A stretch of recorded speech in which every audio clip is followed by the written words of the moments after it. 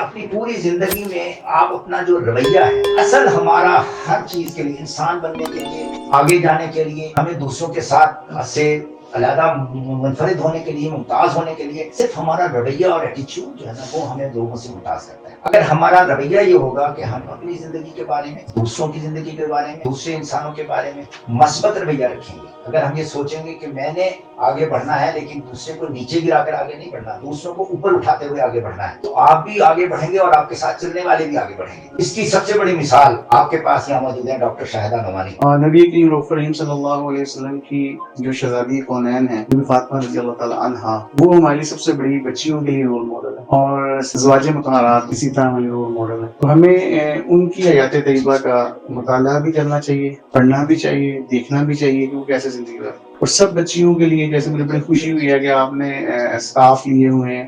آپ نے اپنے آپ کو پورا کور کیا ہوا ہے۔ بیٹیوں کے لیے جو سب سے بڑا زیور ہوتا ہے وہ حیا ہوتی ہے۔